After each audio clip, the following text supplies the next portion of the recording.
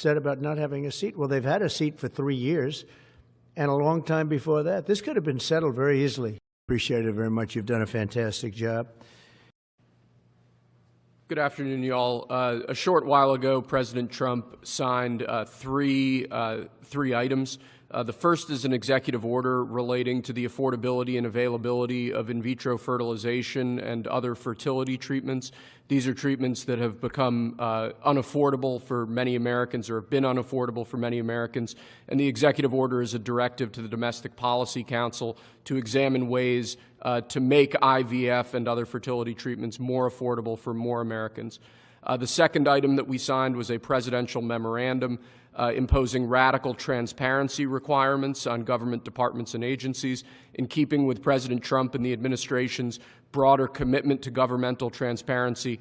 What this presidential memorandum would do is require, as waste, fraud, and abuse is uncovered, as programs are canceled, and ultimately as taxpayer dollars are saved, this presidential memorandum would require departments and agencies to make all of the details of that freely available to the public.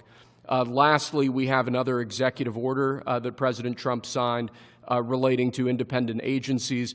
This executive order would establish important oversight functions in the Office of Management and Budget and its subsidiary office, OIRA, supervising independent agencies and many of their actions, and also reestablishes the longstanding norm that only the President or the Attorney General can speak for the United States when stating an opinion as to what the law is.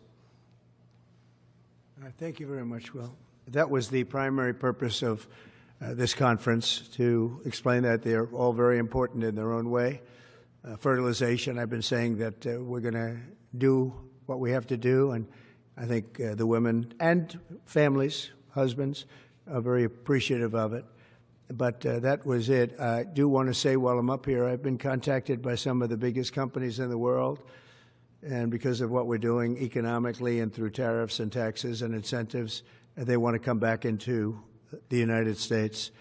And we'll be announcing various very large companies, the biggest actually, and they'll be coming back, having to do with chips and having to do also with cars and lots of other things. We're going to be announcing some very, very big, momentous decisions are being made by companies all around the world, the biggest, and they want to come back into the U.S. Car plants are being canceled in other locations now because they want to build them here. And you read about a couple, not that I want to mention names or anything, but you read about a couple of big ones in Mexico just got canceled because they're going to be building them in the United States. And that's very simply because of what we're doing with respect to taxes, tariffs, and incentives. And I think it's a very important thing. And you'll be seeing this over the next probably over the next 2 years, to be honest, but you're going to see a lot of it over the next couple of weeks. A lot of big ones are going to be announcing. And so while we're here, I guess we can take a couple of quick questions. Go ahead, please. Please. Mr. President, have you decided specifically what the auto tariff rate should be? Yeah, I probably will tell you that on April 2nd, but it'll be in the neighborhood of 25%. And pharmaceuticals? It'll be 25% and higher, and it'll go very substantially higher over a course of a year. But we want to give them time to come in because, as you know, when they come into the United States and they have their plant or factory here, there is no tariff. So we want to give them a little bit of a chance. Yes, thank you. The EU, Andrea Shalal, the EU representative is going to be here in Washington tomorrow. He's going to be meeting with Hassett and Greer and Letnick. What can the EU do to sort of avoid the reciprocal tariffs that you've talked about? And, you know, you've talked a lot about the VAT. Do you expect them to reduce that? Well, they did already, as I understand it, reduce their car tariff all the way down to what we have. And a lot of that will take place, and I think some won't do it and some will do it. But the EU had a 10% tax on cars, and now they have a 2.5% tax, which is the exact same as us. So already we've saved a tremendous amount. That would be great. If everybody would do that, then we'd all be on the same playing field. Because essentially what we're doing with the tariffs is, you know, they charge us, we charge them, same amount. And it's called reciprocal, actually. And whatever they charge us, we're charging them. And so the EU is I appreciate that they did this, but, the EU has been very unfair to us. We have a deficit of $350 billion. They don't take our cars. They don't take our farm products. They don't take almost anything. They take very little. And we're going to have to straighten that out, and we will. I have no doubt about it. Yeah, go ahead, please. Thank you, Mr. President. Could you tell us a little bit more about the Russia talks, your impression of how they went today, and if you're perhaps more confident or less confident of a deal after what happened today? Well, much more confident. They were very good. Russia wants to do something. They want to stop the savage barbarianism. I mean, what's going on over there? It's soldiers are being killed by the thousands on a weekly basis. It's ridiculous. And they're not American soldiers. They're Russian soldiers, and they're Ukrainian soldiers largely, although a lot of Koreans have been killed, as you know. Quite a bit of them have been killed. They came over to fight, and a large portion have been wiped out. But we want to end it. It's a senseless war. It should have never happened, would have never happened if I was president, and it's a shame to see it. And I see pictures that you don't see, but I see pictures of fields that look just horrible. It looks like Gettysburg. If you see the old pictures of Gettysburg, it's soldiers lying all over the field, body parts all over the field. They're all dead. And this is going on a daily basis. It's a horrible thing. Both Russia and Ukraine, they're losing thousands and thousands of soldiers, and a lot of people have been killed, too. I think that's one of the things that you'll see historically, and you'll see later on as it goes along. I think people are going to be surprised at how many people, not only soldiers, have been killed in Ukraine. A lot more people than you think. Yeah, please. President Trump, as part of a peace deal with Putin, would you be willing to consider removing all American troops from Europe? Well, nobody's asked me to do that, so I don't think we'd have to do that. I wouldn't want to do that. But that question's never really come up. Yeah. Please. Sir, do you support stationing European peacekeeping troops in Ukraine as part of this peace deal? If they want to do that, that's great. I'm all for it. If they want to do that, I think that'd be fine. Even if the Russians are... I mean, I know France has mentioned it. Others have mentioned it.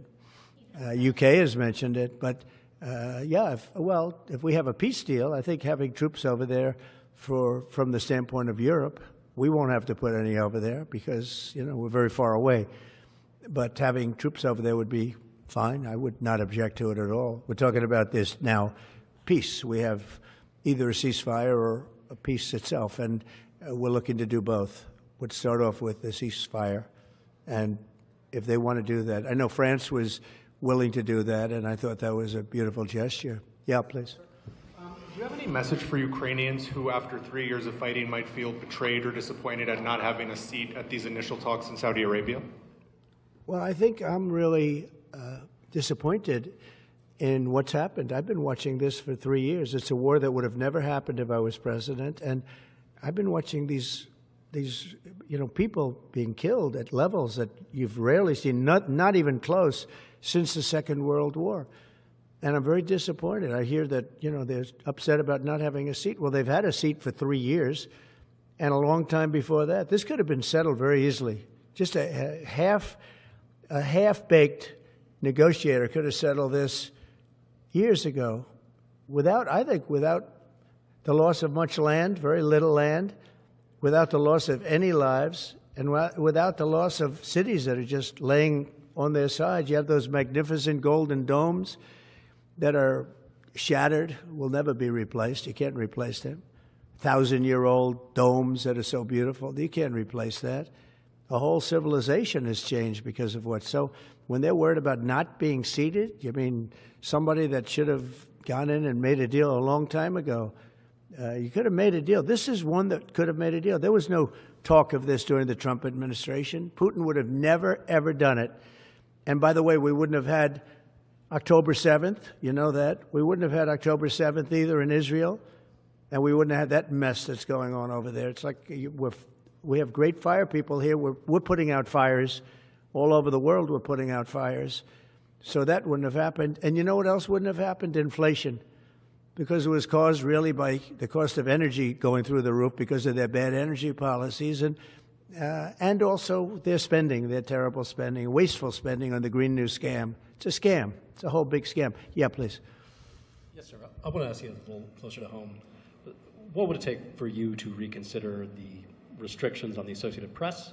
And secondly, some of your advisors are concerned with the Associated Press's style guide, using language and giving guidance to not use words like illegal immigrant or to use phrases like gender-affirming care. And they're concerned about that being an encroaching of liberalism in the way in which the press writes about things. Do you share those concerns? Well, I do think that some of the phrases that they want to use are ridiculous, and I think, frankly, they become obsolete, especially in the last 3 weeks, because many things have happened in the last 3 weeks. And I didn't know about that, but I would say that if they want to use certain phrases like that, and I guess some are okay, but many aren't, but the Associated Press just refuses to go with what the law is and what is taking place. It's called the Gulf of America now. It's not called the Gulf of Mexico any longer.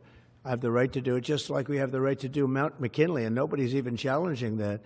But only the essentially, it's primarily the Associated Press, and I don't know what they're doing, but I just say that we're going to keep them out until such time as they agree that it's the Gulf of America. We're very proud of this country, and we want it to be the Gulf of America. Now, the Associated Press, as you know, has been very, very wrong on the election, on Trump and the treatment of Trump, and other things having to do with Trump and Republicans and conservatives. And they're doing us no favors, and I guess I'm not doing them any favors. That's the way life works. But, you know, thank you for the question. Who are you with? Very good question. Thank you. Yes. We're hearing that Russia wants to force Ukraine to hold new elections in order to sign any kind of a peace deal. Is that something that the U.S. would ever support? Well, we have a situation where we haven't had elections in Ukraine, where we have martial law, or essentially martial law in Ukraine, where the leader in Ukraine, I mean, I hate to say it, but he's down at 4% approval rating, and where a country has been blown to smithereens. You got most of the cities are laying on their sides. The buildings are collapsed. It looks like a massive demolition site. The whole, I mean, so many of the cities. I mean, they haven't done it in Kiev because I guess they don't want to shoot too many rockets in there. They've done it 20%, but they haven't done it 100%. If they wanted to do it 100%, it would probably happen very quickly. But you have cities that are absolutely decimated. And, yeah, I would say that, you know, when they want a seat at the table, you could say the people have to, wouldn't the people of Ukraine have to say, like, you know, it's been a long time since we've had an election. That's not a Russia thing. That's something coming from me and coming from many other countries also. You know, Ukraine is being just wiped out. Look at what's happening to the cities. There are cities, there's not even a building standing. It's a massive, you talk about Gaza. I mean, it's literally, these cities look like Gaza. Actually, many have, percentage-wise, more buildings knocked down than in Gaza. So, you know, people are tired of it. People want to see something happen. And, you know, the other thing that it's been bothering me for a long time, because I solved the problem with NATO. They paid hundreds of billions of dollars into the funds of NATO when I said you got to pay, because the United States was paying for European countries, and then they take advantage of us on trade. But I've seen it. Look, they have to pay. They have to find out, where is the money going to?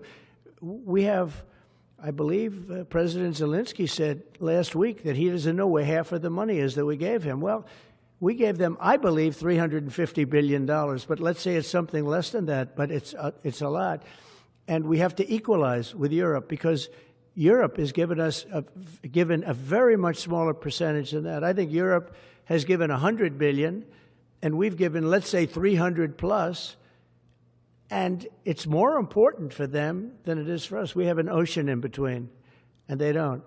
But where is all the money that's been given? Where is it going? And I've never seen an accounting of it. We give hundreds of billions of dollars. I don't see any accounting. So I want to see peace. Look, you know why because I don't want all these people killed anymore. I'm looking at people that are being killed, and they're Russian and Ukrainian people, but they're people. Doesn't matter where they're from on the whole planet. And I think I have the power to end this war. And I think it's going very well. But today I heard, oh, well, we weren't invited. Well, you've been there for 3 years. You should have ended it 3 years. You should have never started it. You could have made a deal. I could have made a deal for Ukraine that would have given them almost all of the land, everything, almost all of the land, and no people would have been killed, and no city would have been demolished, and not one dome would have been knocked down. But they chose not to do it that way. And President Biden, in all fairness, he doesn't have a clue. What he was so bad for this. He was so bad, so pathetic. It's so sad. But with all of that being said, look, it is what it is. When I left, there was no chance that this could have happened. But it happened because we had incompetent leadership at many different levels. But when you see what's taken place in Ukraine with millions of people killed, including the soldiers, millions of people killed, a big percentage of their cities knocked down to the ground. I don't know how anybody even lives there. You know, when they say they took a poll, and Zelensky's at 4%. Who's living there? You know, I mean, it's hard to believe that people live there. Their cities are being knocked down, and this is something that would have never happened. And, by the way, for 4 years, it didn't happen. It was never going to happen. Go ahead. One follow-up question. How would you counter the perception, because Russia's pushing for this, obviously, they don't really hold true elections, that would be a capitulation of some sort. How would you guard against potentially Russia installing a puppet government? And then finally, how would that new election have an impact on getting Zelensky to sign the rare earth minerals deal? Look, you have leadership, and I like him personally. He's fine. But I don't care about personally. I care about getting the job done. You have leadership now that's allowed a war to go on that should have never even happened, even without the United States. Look, we had a president who was grossly incompetent. He had no idea what he was doing. He said some very stupid things, like going in for portions and all of the things. He made a lot of bad statements, but he's grossly incompetent, and I think everyone knew that. This is something that should have never happened, would have never happened. And I used to discuss it with Putin. President Putin and I would talk about Ukraine. It was the apple of his eye, I will tell you that. But there was never a chance of him going in. And I told him, you better not go in. Don't go in. Don't go in. And he understood that. He understood it fully. But I'm only interested, I want to see if I can save maybe millions of lives. This could even end up in a World War III. I mean, to be honest with you, you've been hearing now Europe is saying, well, I think we're going to go in and we're going to go. All of a sudden, you're going to end up in World War III over something that should have never happened. And, you know, it's a very sad situation. Yeah, please. In a court filing, the White House said that Elon Musk is not a DOGE employee and has no authority to make decisions. Can you clarify for us today well, Elon what Musk, his exact role is there? Yeah. Elon is, to me, a patriot. So, you know, you could call him an employee, you could call him a consultant, you could call him whatever you want. But he's a patriot. I mean, look at the kind of things. I just said, just write it down, just in case that question got asked, right? And which I'm surprised it took so long, actually. But you know what? Ukraine's a bigger deal because people are dying by the thousands a week, thousands. But look at this, from 90 to 99, Social Security, 6,054,000 people. Well, that's okay. Maybe that's possible. You know, 90 to 99, maybe it's possible. It's a lot of people, though, at that. But people that live to 100 to 109, 4,734,000. Wow, that's a lot. That means over 100 years old. There are 4 million people. I don't know too many. I know people that are doing great in their 90s, but not too many people over 100. But over 120, from 120 years old, people that are 120 years old up to 129, 3,472,000 people. Wow. You know that can't possibly be because the record is like, I think it's one person, a woman, lived to 127, but they have 3,472. Okay, but now we're going really in. People from 130 years old to 139-year-old, 3,936,000. Wow. I wonder if people are getting paid with all this. I mean, are these checks? And that's what we're checking right now. People from 140 years old to 149 years old, 3,542,000, 140 years old and beyond. Now we're really going because we're looking to break the record by 25 years. People from 150 years old to 159 years old, 1,000,000 345,000. These are in the, by the way, these are in the computer files. This is what they do well. They're super, I asked Elon, who are these DOGE people? He said they're super brilliant computer people and they love the country. It's simple. Wait a minute. People from 160 years old to 169 years, 121,000. So 160-year-old people. 170 to 179,000, 6,087. But now, let's go into the real numbers. From 200 to 209 years old, 879 people. From 210 years old, I haven't met any of them. And if I did, I would bless them. I would worship the ground they walk on. 210 to 219 years, 866. From 220 years old to 229 years old, 1,039. And then you have two people. From 240 years old to 249 years old, one person. And there's one person that's 360 years old. That's just that. And then, where's the money being spent, right? Let's go into that for just a second.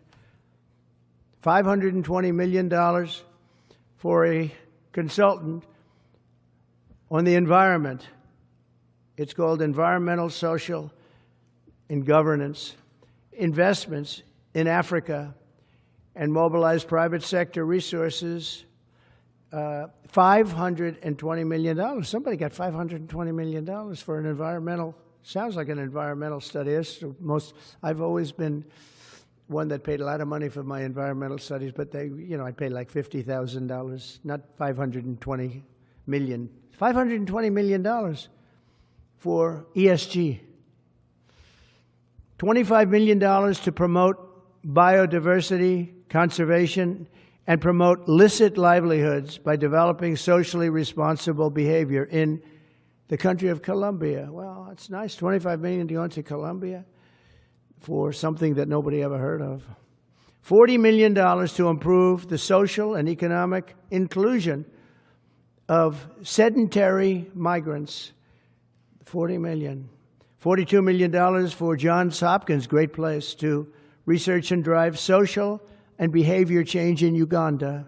$42 million. What about us? What about social change in our country? $70 million for a center at Purdue to research university-sourced, evidence-based solutions to developmental challenges. I mean, these are massive numbers on things that nobody ever heard about. $10 million for Mozambique voluntary medical male circumcisions. $10 million for circumcisions in another country. $9.7 million for UC Berkeley to develop a cohort of Cambodian youth with enterprise-driven skills. In other words, let's teach them something about enterprise. What about our people? Can't we teach them about enterprise? $2.3 million for strengthening independent voices in Cambodia.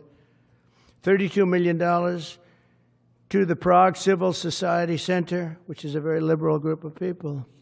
Wonder how much of that money came back to the people that approved it. $14 million for improving public procurement in Serbia. $486 million to the Consortium for Elections and Political Process Strengthening, including $22 million for inclusive and participatory political process in Moldova, and $21 million for voter turnout in India. Well, why are we giving $21 million to India? They got a lot of money. They're one of the highest taxing countries in the world in terms of us. We can hardly get in there because their tariffs are so high. I have a lot of respect for India. I have a lot of respect for the Prime Minister. He just left, as you know, 2 days ago. But we're giving $21 million for voter turnout. It's voter turnout in India. What about like voter turnout here? Oh, we've done that, I guess. We did $500 million, didn't we? It's called the lockboxes. $20 million for fiscal federalism in Nepal. Listen to these numbers. This is all fraud. $19 million for biodiversity conservation in Nepal. $1.5 million for voter confidence. We want to give them confidence in Liberia. $14 million for social cohesion in Mali. $2.5 million for inclusive democracies in South Africa, $47 million for improving learning outcomes in Asia. Asia's doing very well. They're doing a lot better than we do in the schools, aren't they? $2 million to develop sustainable recycling models to increase socioeconomic cohesion among marginalized communities in Kosovo and Escali and in Egypt. We're talking about hundreds of billions of dollars. I could, by the way, I could read this all day long. I could go on all day long, and you'll see hundreds of billions of dollars, and we're doing it. But when I saw the Social Security numbers, I said, wow, that's really something. So we have, let's just go above 100 years old. We have millions and millions of people over 100 years old. Everybody knows that's not so. We have a very corrupt country, and it's a sad thing to say, but we're figuring it out. Now, the good thing about Social Security and what I read is if you take all of those numbers off, because they're obviously fraudulent or incompetent, but if you take all of those millions of people off Social Security, all of a sudden we have a very powerful Social Security with people that are 80 and 70 and 90, but not 200 years old. You know, so it's a very positive thing. How about over here? Yeah, please. Your reaction to Michelle King, the head, resigning after the DOGE? Who resigned? The head of Social Security. I don't know. I mean, I resigned or got fired. I think got fired. You know, when you fire somebody, they always resign, and then they say, we resigned. But when you have numbers like that, I think really it's got fired. They have to get fired. Who would keep them? How could you have numbers like this? Now, the big thing is, how many of these people got paid? Were they getting paid? Were they getting paid? How many of them were getting paid Social Security? Because if that's the case, it's a massive fraud. We'll have to call those great Palm Beach police into this situation, right? You guys would figure that out very quickly. But how many of them are being paid? I mean, maybe millions of them, but it's a total fraud. Also, a lot of illegal immigrants are in Social Security that shouldn't be there. Yeah, please, go ahead. Mr. President, there was a big wave of probationary federal workers who were fired over the weekend. Some of these workers focus on nuclear weapon security, were immediately rehired. Do you have any concerns about how these terminations have No, played out? not at all. I think we have to just do what we have to do. It's, you know, you're going to, it's amazing what's been found right now. It's amazing. If we feel that in some cases they'll fire people and then they'll put some people back, not all of them, because a lot of people were let go. Don't forget, I got elected on the basis of making our government stronger and smaller, because we have millions of people that obviously they're paying millions of people that shouldn't be paid. And that has also to do with workers. Yeah, please. No, go ahead. Actually, yes, New York Times. Sorry. Mr. President, given your concerns about corruption, you said that if there were any conflicts of interest with Elon Musk, you wouldn't let him anywhere near it. That's right. DOGE and SpaceX employees are now working directly at the Federal Aviation Administration and the Defense Department, agencies that have billions of dollars in contracts with Musk's companies or that directly regulate his companies. How is that not a conflict of interest? Well, I mean, I'm just hearing about it, and if there is, and he told me before I told him, but obviously I will not let there be any conflict of interest. He's done an amazing job. They've revealed, in fact, he's going to be on tonight, a big show called Sean Hannity at 9 o'clock, and he's on and I'm on, and we talk about a lot of different things. And any conflicts, I told Elon, any conflicts, you can't have anything to do with that. So anything to do with possibly even space, we won't let Elon partake in that. Yeah, please.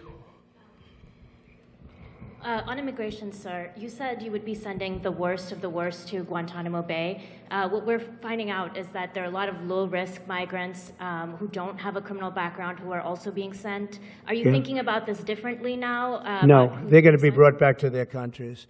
And with some persuasion, every one of those countries, everyone in the, as you know, every country is taking the people back. So some of them are going to be brought back to, many of them, any of them that are low risk, as you say, are going to be brought back to their countries. Yeah, go ahead, please. Can you give us a bit of an update on where you stand with Venezuela? Yeah, Its oil there's basically a monthly license that can soon extend. Well, you know, we had Venezuela on the run, and it looked like that was going to be very good. And when Biden came in, as he always does, he screws it up. And they started buying millions and millions and millions of dollars of oil, billions of dollars, actually, of oil. And it gave them a new lease, a new, really, lease on life. But we'll see. We had some pretty good discussions with a lot of people within our government, in the United States government, that are involved in that. And Venezuela's a little bit early, but, you know, we were not buying from Venezuela when Biden came in for whatever reason. Instead of just taking the beautiful, as I call it, liquid gold, we have more than anybody, they started paying a fortune to Venezuela. And we're looking at that, actually. Why did they do that? Why were they doing that? Why would they go to the enemy and give them billions and billions of dollars? Now, with that being said, as you know, Venezuela has said very strongly they will not take any illegal immigrant, any of the people that they sent over to us. They sent their gangs, probably the worst gang anywhere in the world, as bad as MS-13, maybe worse. And they came out of the jails of Venezuela. They emptied their jails into our country. And they said, we'll never take them back. Well, they took them back, and they're taking them back. And they are taking them back rapidly. They were sending a lot of people to Venezuela. They said they wouldn't take them back, and they are taking back. But we're looking at Venezuela very seriously, and we're going to be able to. Don't forget, I've only been here for 3 weeks. Yeah, please. Just a little clarity on, are you inclined to continue to allow Venezuela, through, I think, Chevron and other oil companies, to export those petroleum products, or are you maybe not to pull back? Yeah, maybe not. We're looking at that now. I just got here. When I left, they weren't doing anything. They were ready to go. We give up. And then Biden came along, and he gave them literally billions of dollars. I couldn't believe it, actually. And we have so much under our feet, liquid gold. We have so much, and it was pretty amazing. So we're looking at that whole situation, why he did it. All right, how about one more? Yeah, please. Tell us about the CIA drone flights over Mexico. Is this the next step in the war against the cartels? Well, we're going to see. Should they have authority to take lethal action? Mexico's allowed a tremendous number of people to go through their country into ours, and even people coming from Mexico, and illegals, totally illegal. They've allowed people to empty jails into Mexico and then let them come through with this totally ridiculous open border policy of the Biden administration. So millions of people have come in, and hundreds of thousands, and actually millions, are criminals. They came in from jails all over the world. They'd release them into Mexico, and they come into our country. And they also came in from Canada, by the way, large numbers through Canada. In fact, when we closed up the one border, they came in through the other border. So Canada is not an uninterested party. But I will say this. We're dealing with Mexico. I have a very good relationship with Mexico, but I think Mexico is largely run by the cartels, and that's a sad thing to say. And if they wanted help with that, we'd give them help. But Mexico, if you look at what's gone on with Mexico for years now, but now especially, it's run by the cartels. And they've allowed millions of people to come into our country from jails and prisons of other countries from all over the world, not just South America, Africa, Asia, all over, a lot from the Congo in Africa, a lot. They opened their jails. They came in through Mexico, and we have some of the worst criminals coming in from the Congo and other places. So it's not just South America, and it's not just Venezuela, but they opened their jails. And you know, the crime rates in Venezuela and other places all over the world has gone way down. You know why? Because they've given us their prisoners, they've given us their drug lords and their gang members, and it's hard to believe that we accepted this. It's hard to believe that we allowed open borders, and we're taking in, you know, hundreds of thousands and millions of people coming in from all over the world that are absolute stone-cold criminals. In fact, 11,088 murderers, and many of those people have murdered more than one person. Why are they giving us these people, and why are we taking these people under Biden? You know, you had a border czar that never went to the border. Happened to be a vice president, never went to the border, never called the border people. I call them all the time. I speak to them all the time. But here's the good news. We have the most secure border we've ever had right now. as secure and even more secure than I had it 4 years ago. And the Border Patrol is doing incredible. ICE is doing incredible. Tom Homan's unbelievable, and Kristi Noem has been just working very, very hard, very, very hard. And we have the best numbers we've ever had, and we're going to keep it that way. And we're going to find out how a thing like this could have happened to our country, because who would allow this to happen? What they've done to our country is so sad. Thank you very much. Thank you. Thank you, Press. Thank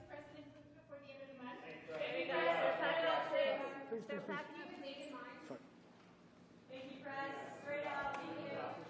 Out the back. Thanks, guys. Thank you, Press. We're heading straight back.